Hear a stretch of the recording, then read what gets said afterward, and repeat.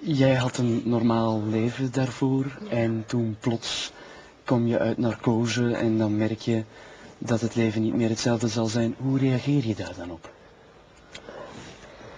Ja, eerst met heel veel ongeloof. Ongeloof is eigenlijk het juiste woord.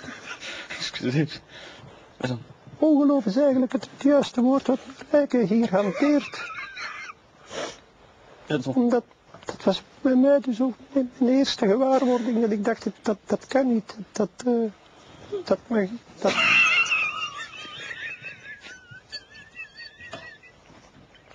Excuseer, dames en heren. Dus, je probeert dan terug je toekomst...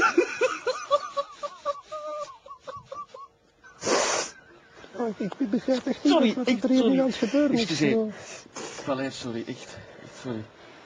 Excuseer, dames en heren. Dat betekent ook dat je bijvoorbeeld, seksualiteit ook een groot probleem bijvoorbeeld wordt. Ja, mijn vriend heeft het gewoon gedaan gemaakt. En ik neem hem daar ook niet kwalijk. Plus het feit, als je met seks omgaat, is het niet alleen het fysieke dat telt, maar ook soms de lieve woordjes. Ja,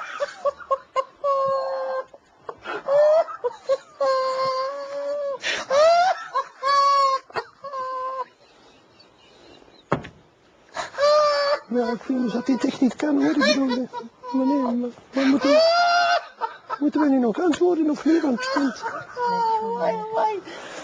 ja, dan zwijg ik liever. Excuseer, dames en heren, excuseer. Voor de mensen thuis bij de excuses hiervoor. We hadden een vraag uit het publiek aan de... Ja, meneer, jij had een opmerking, Ik heb hetzelfde. Ik ben eigenlijk bij een vrij eenvoudige ingreep ook gekwetst geraakt aan de stembanden. Maar... Ik vind dus dat dit niet kan over dat gebeuren is.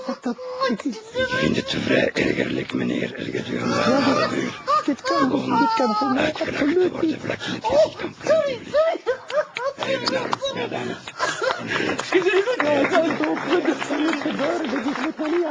Het was een complot. Men wou mij gewoon weg. Er waren genoeg indicaties voor.